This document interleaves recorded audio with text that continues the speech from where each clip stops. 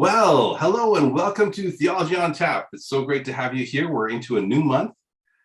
New things are happening, although we're still in the liturgical season of Lent, but we have new things happening even there. We have, well, Solidarity Sunday, and then Holy Week's coming up, Easter's coming up, all sorts of new life is coming up, and we have a new guest for our Theology on Tap session today, whose name is also Michael. So I would ask you to join me in welcoming Michael LeBlanc. Hi there, Michael. I'm so glad to be here. I love the Theology on Taps I went to at Louise, and yeah, I'm really excited to talk to you today. Yes, thank you so much for being with us, and I'm really looking forward to hearing your story. So I thought maybe we could start off by having you kind of tell us a little bit about how God has called you and how you've responded, and just tell us a little bit about your vocation story. Oh yeah, I think that's a great question, way to start. I always love to hear other people's vocation stories, so I think it's kind of fair that I should kind of share mine. So, growing up, I was always wanted to be a priest, actually. I guess a lot of young men feel that way. And I kind of just wanted to explore the priesthood, and I always imagined myself becoming a priest eventually. So I really felt that way until around my late teenage years and 20s. And usually it's the opposite for a lot of people, but for me, I just felt like when I would go to prayer and I would try to experience discernment. Discernment, as you know, is an active word. One of my roommates says that, and I love it. And it's as I was really discerning and just kind of putting in perspective exactly what it means to be called to be a priest, I just really felt like I wasn't called. And so that kind of just went on through my early 20s when I was doing my BA. I went to the U of S actually and took a couple of courses from St. Thomas More's actually. Yeah, and it just all throughout my 20s, I could see you put your thumb up. Yeah. So yeah, Great, it's ad placement. Yeah, exactly. Ad placement. Wonderful, wonderful college. I highly recommend it.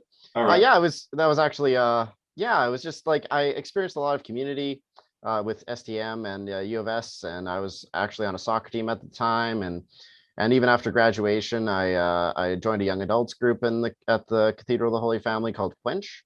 I believe a couple of alumni ran it from STM, but it was just like, yeah, just experiencing life really just kind of led me to more of a secular vocation and kind of away from the priesthood and religious life. Obviously, depending how you define secular, there's a few secular vocations for priests and even some religious. But for me, I just really felt called to being like a lay person in the world. And yeah, and I always felt called to ministry and to kind of service. And as I pursued some different professional situations, degrees, pathways, I just felt the call more and more to stay in the world, not just to leave the world. And yeah, and then that kind of ended me up here at this job kind of thing. Okay, tell us a little bit about your present position. Okay, so yeah, I'm the we're called animator. It's really regional coordinator. Animator comes from a French word, animateur, and it means a little bit different in French than it does in English. My niece, my 10-year-old niece, was so disappointed when she found out that I wasn't the kind of Disney animator. I was just kind of regional coordinator, the guy who kind of speaks and coordinates with volunteers and things like that. So yeah, as Development and Peace is structured, we have staff people in our different regions, and I'm kind of the region of Saskatchewan and Keewatin-La so a bit of northern Manitoba as well. And I kind of just, yeah, if it weren't COVID, I would be touring around speaking at schools, parishes, doing our 2 yearly campaigns, talking to members, seeing what they need, communicating, things like that. It's really exciting because I started out with Development and Peace as a volunteer. It was actually a part of my growing experience. Just a few years ago, I was the volunteer. We have parish reps as well, who are kind of like, I don't know, our boots on the ground. So if you're a volunteer and a parish rep, you basically just coordinate with the rest of the team at Development and Peace, and you just take the campaigns to your parish. So you kind of just talk to people at your parish, you give announcements after Mass, you talk to parishioners, talk to your parish priest, to kind of see how the parish life and the council and the campaign kind of come together. And yeah, and I really enjoyed it. It was tough with the years of COVID. I just went through that entire experience where we kind of shut down, but I was able to make a couple of videos, which were kind of shared nationally, actually. And yeah, and I just enjoyed it. I really wasn't expecting to pursue a career in international development as a staff member here at Development Peace. I was not expecting it at all. But it just so happened that when I was looking for a job, and I was actually looking for an accountant's position, somewhat randomly, I finished schooling for that. And yeah, I was just looking for a job. The previous animator, his name was Priva Hengandu, he just gave me a call and he was like, you know what, I'm leaving. I think you'd be great for my job and I want you to apply. And I was like, well, okay, Lord. I was not expecting to get the position, but you know, they Development Peace is a very close-knit organization, and we're really big on the message and the mission. So they were just looking for someone who just shared the values. And so, you know, I sent in my resume, and it's, I don't know, the powers that be looked at it, and they looked over a few things, and they gave me the position. But I'm just so grateful to be here, and I love having conversations with people about development and peace and the work we do. And yeah, I'm really grateful to be able to have this full time, and so that I can really have these conversations and share the message kind of full time. So yeah, I'm definitely glad to be here. All right, that's awesome. So speaking of development and peace, can you kind of talk a little bit about what development and peace is up to for Lent, and specifically for Solidarity Sunday? Yes. So with development and peace, we run two campaigns. One is in the fall, which is more about social action. So that's usually involved with a petition or online advocacy.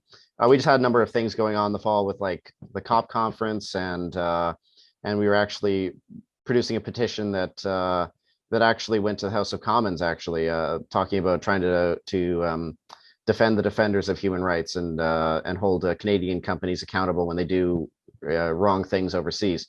So that's kind of like one half of development and peace, which is kind of that advocacy, you know, talking about the issues that face people in the global south, which is kind of the areas that are experiencing development in South America, Africa, Asia, and Oceania. And so yeah, so that's kind of our fall campaign. But we also have our main fundraising campaign for Lent, and that coincides not by accident with the kind of the tradition of almsgiving in the church, and how important that is to when we cut back on things in Lent. You know, traditionally when people cut back on things in Lent, they didn't just cut back on like coffee or chocolate to make themselves feel bad and somehow have a religious experience through it. They actually cut back on like food. That's fasting. They fasted, and then they'd save the money that they would not spend on food and other necessities, and they give that to the poor to make sure everyone had a meal. So that's kind of the tradition of almsgiving that we really tap into. Development and Peace is the official development organization of the Catholic Church in Canada. We were started by the bishops in 1967. And that was a period of time of growth in the church, just understanding the global call to address issues of poverty. And so, yeah, after the Second Vatican Council, the Canadian bishops felt really called to address the issues of poverty and injustice in the global south. And out of that entire experience, like within the first year or two, Share Lent became a thing. And the reality is that Share Lent is our fundraising campaign, and it's our campaign where we really take some of the experiences that are going on with people of the global south. This year it's Madagascar, Cambodia, and Honduras. And we really take them to the pews, to the parishes, to parishioners. And so you can really see firsthand some of the projects are going on. Now there's 81 projects in 27 countries going on. So you can't really take that to a fundraising campaign, wow, except in the abstract. So what we do is we zero in on a few different stories. I don't want to go into it. You can go online and see the beautiful video about Madagascar and listen to some of the stories that in Honduras where we're looking to defend human rights defenders, and Cambodia looking after sustainable food options for some of the indigenous people there. But really, it's really allowing people, and I was a parishioner myself, really allowing us, putting us in the front seat to really see what life looks like and how much better it can be when we work together. Because with development and peace, one final thing, we don't do projects, like we don't ship people overseas to then build a school or something. Instead, we take like not 100% of the money that comes in from the pew, it goes through our organization to partners on the ground who have specialists in different areas like food security, legal defense, and urban renewal. Those are the kind of the three in reverse order: Cambodia, Honduras, and Madagascar. Really, the specialists on the ground that really know how to work with the local people, and then they improve the lives of people with these sustainable development goals. So it's not just we're not just throwing money away to make ourselves feel better. Sometimes that occurs with some charities. It's really about us taking the time to slow down while we're slowing down kind of in Lent in general, and giving money to people in need, and then watching their needs, hopefully, and with the grace of God, disappear so that they can take control of their own lives and really sustainable development goals, really attain a level of development that will satisfy their needs. I just love that, the fact that there's partners on the ground and that meaningful things will happen. Oftentimes you do make a charitable donation, you kind of wonder, like, where is this money actually going? With DNP, and I just also love that it's an organization that was built by our bishops, and it's just so awesome that our Catholic Church has such an organization, because other folks wouldn't have the same thing, and I just think that we're really fortunate to have such a thing. So speaking of the church, what are some of the sort of the success stories or places that you've seen the church work in the area of justice and peace, that there's been some positive change? Yeah, so one of the beautiful things about working for a Canadian Catholic organization is that, success stories are never far away from me. So like, I love being kind of like on the email chains of all the different things that go on. When there's a new video released, I'm usually the first to see it, and or sometimes an article will be published. We have so many resources on our website about past webinars with partners talking about how life is. And this last fall, we did a webinar with some of the people on the ground who were enduring some of the the persecution for defending human rights in places like Honduras. And it was really striking to be at that webinar from my computer. Obviously, it was in the middle of COVID, but to see people just like, their lives are literally at risk, and they're just chatting to you, with earbuds like this, and not half a world away in terms of time zones, but certainly half a world away in terms of geography. And they're just calling in and sharing that, yeah, life is kind of tough right now. And it's just little, that one instance multiplied by 100 or 1,000, because like so many success stories, so many witnesses of people helping each other in global solidarity. I also really appreciate being with the members here. So Development and Peace is a members-based organization. So the members essentially through electing a representative, and there's a ruling council of about 15 people. Through electing a member, their national council member, the members really own the organization, and so it's free for youth to be a member. It's costs $10 for everyone else, but members just come together and they'll vote. They vote in their national council member, but it's members based, not just in terms of our governance, but also just in terms of our mission and our method. So really, there's 11,000 members across Canada. There's 650 organized registered members here in Saskatchewan, but really there's more people active than that. And yeah, it's just kind of like people talking to people, and yeah, it's really amazing, because some of these members have been involved with the organization from its inception in 1967. So wow, they've got like 30-40 years of experience, and they have so much more than me. So I really felt like in transitioning to this new role, I got to this job around October last year. I've really felt trained and mentored by the members. The members are kind of my bosses, right?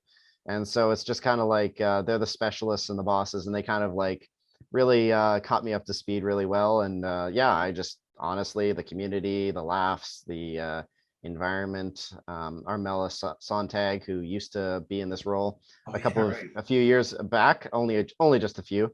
She always invites me for supper. She'll always try to get me for supper when I pass through Regina. So it's really just her Oh, husband Kim as well. It's just like, everyone's family really. And so with COVID, it's been a bit tough because we've been trying to follow public health rules while at the same time wanting to see each other. I think as some of those health restrictions are lifted, we'll probably meet more and more. And obviously, when we do meet for potlucks and workshops, everyone's invited. So right. I'm excited to see that happen as well.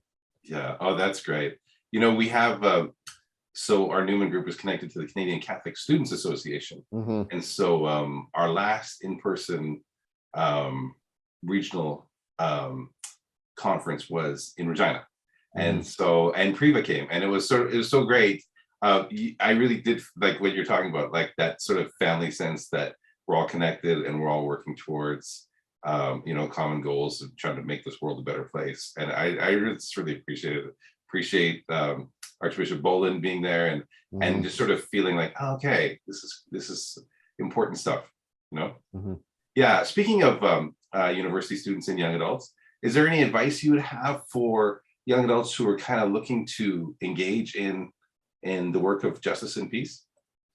Yeah, that's a good question, because obviously, like as Catholics, and I think our Holy Father really exemplifies this, or really really emphasizes this. We're all called to work for justice, and we're all called to support to participate in the work of Jesus Christ and the Church to support justice and peace.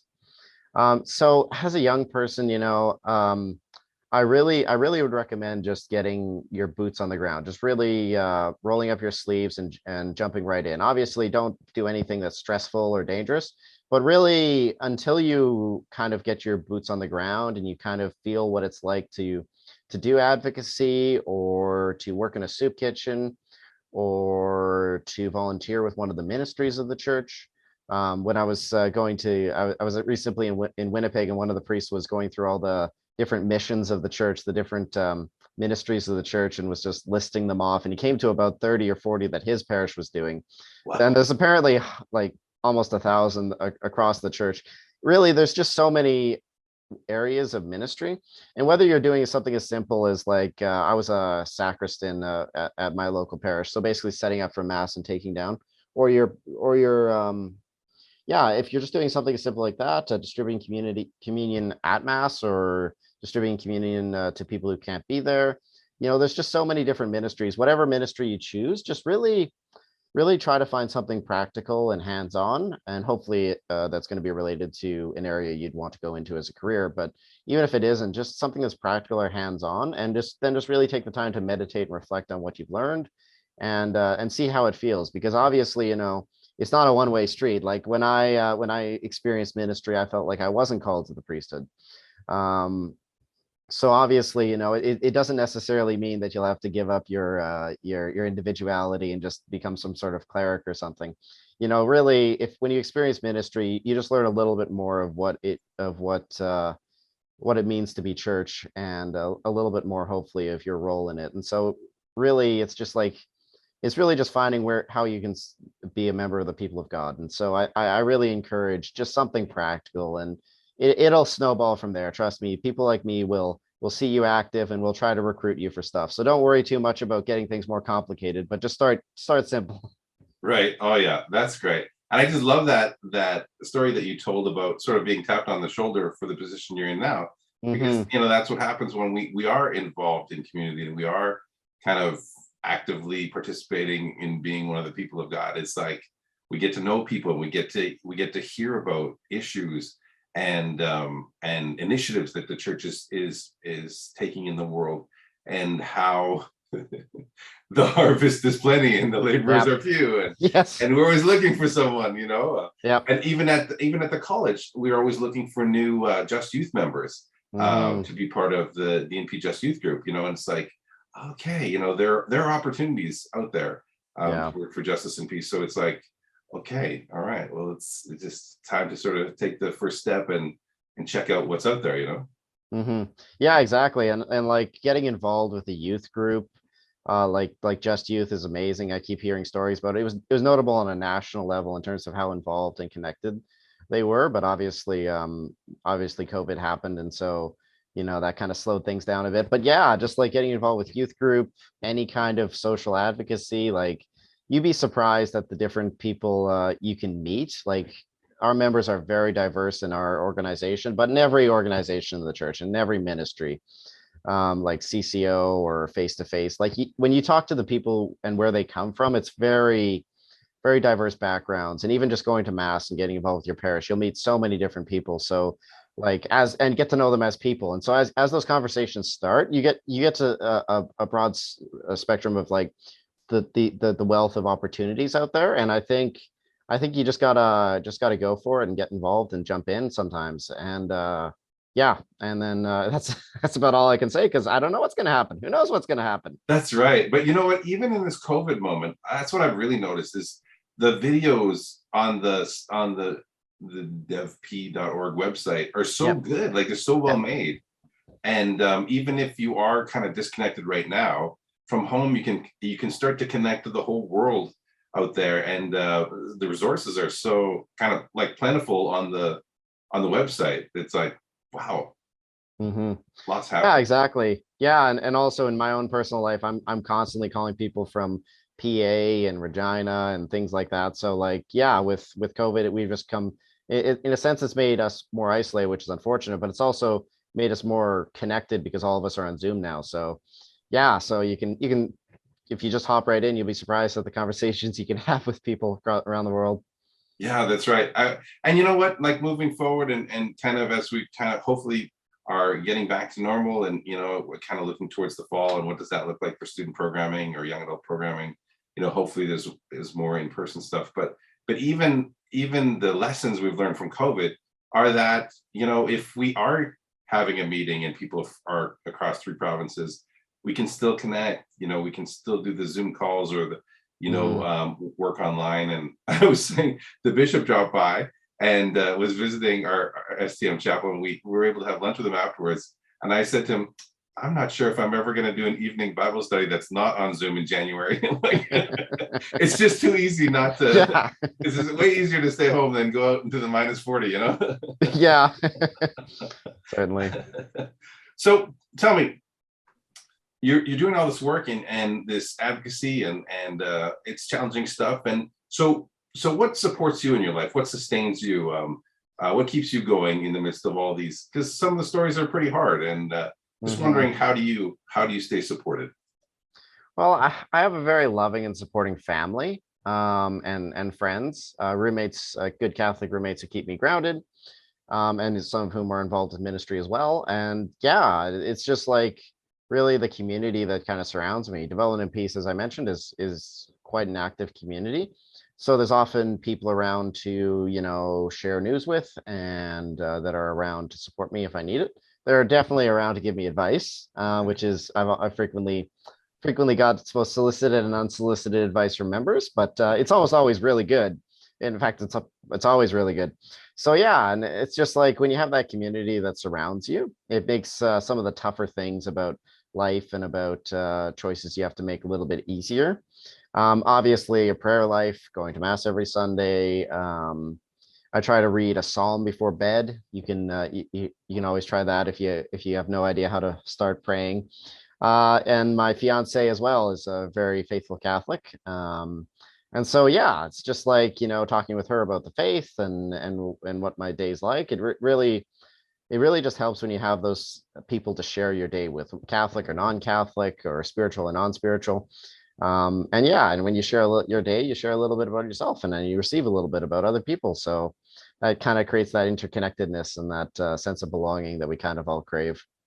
Yeah, that's right. That's so awesome to be connected to community. So Mike, one last question. I thought I would ask, what's one thing that you're looking forward to these days? Hmm.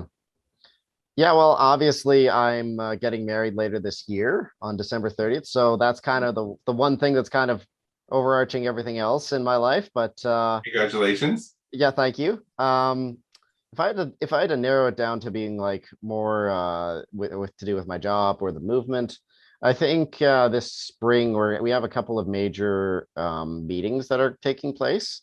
One is across Saskatchewan, and the other one's kind of across Canada. So the Saskatchewan one is called our regional assembly that I'm really excited to both plan and be a part of.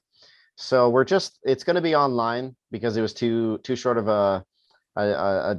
too short of a notice to plan it with COVID going on. Sure. But yeah, it's going to be interesting to plan that. It's going to be about a day's worth of activities, talking about our movement and our and just kind of the updates and where we want to go. Kind of, we call together everyone from across Saskatchewan and northern Manitoba. So, the Holy Spirit works in mysterious ways, and sometimes ideas will spark. So yeah, that's one thing I'm looking forward to.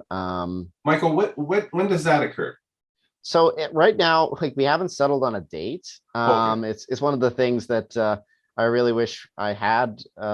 We had concluded. We're just kind of putting in the fundamentals right now. It'll be mid-May actually, Okay. and then a month later in mid-June, there's going to be something called an orientation assembly. So it's basically, since Development and Peace is members-based organization, when we create our 5-year plan, we consult all the members. So the orientation assembly is really just putting together our 5-year kind of roadmap.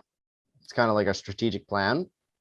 And yeah, then we call together members from across the nation, and we have smaller discussions, with dioceses and with youth groups, and with our youth, and with all of our members. And we slowly snowball into bigger and bigger gatherings.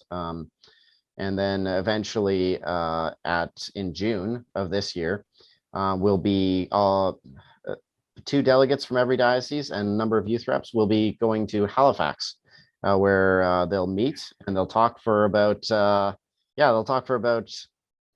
weekend, and they'll share their experiences, and we'll slowly build a strategic 5-year plan. So hopefully, and looking at our past decisions for our campaigns, the themes of our campaigns. This year is People and Planet First, but there's other campaigns like Women Are at the Heart of Change, and for the Amazon was for our common home. It's really been prophetic. Like, we've been on the cutting edge. We've even anticipated some disasters, because for example, we planned the Amazon campaign like before we had those huge horrific fires that took place all summer long, and it was just so prophetic to plan to have the campaign plan before the entire world really woke up to what's happening with the kind of slash and burn approach of some individuals and some corporations bordering the Amazon. So yeah, it's just like it really, that kind of prophetic insight really comes from the members, everyday members, who are very intelligent people. I don't want to understate it. They are very intelligent people that come together for this orientation assembly. But when you get to large group of people, very smart people together who come from every walk of life, and the Holy Spirit's there, good things can come from it. So I'm really excited about those 2 events, both for myself in Saskatchewan, and then somewhat more nationally in June. And so yeah, I'm excited to see what comes out of it, and where the Holy Spirit leads the movement for the next 5 years. Wow, it sounds really exciting, these things coming up. That's awesome. Yeah, it's quite exciting. It's been a really busy it's been interesting for me to take this job at this time, because it's been so busy the past couple of months with all the planning and emails and discussion groups, especially with the synod going on. Right. What I described with the orientation assembly is probably reminding people of the synod that's taking place, and I heartily recommend that everyone takes part in those discussions as well. But yeah, it's just really a time of, I think, movement and growth as a church, as we all kind of get together and experience the Holy Spirit, and really discuss with one another and find out where the Holy Spirit's leading all of us as individuals and as a church. Sounds awesome. Well, Michael, thank you so much for joining us today. I just really appreciated the conversation, hearing about your story, hearing about development and peace and all the great things that are coming up. And so I really want to thank you for your time today, and just thank you for joining us. All right. It's been my pleasure, Michael. You take care. Okay. We'll see you again. Bye-bye. Bye.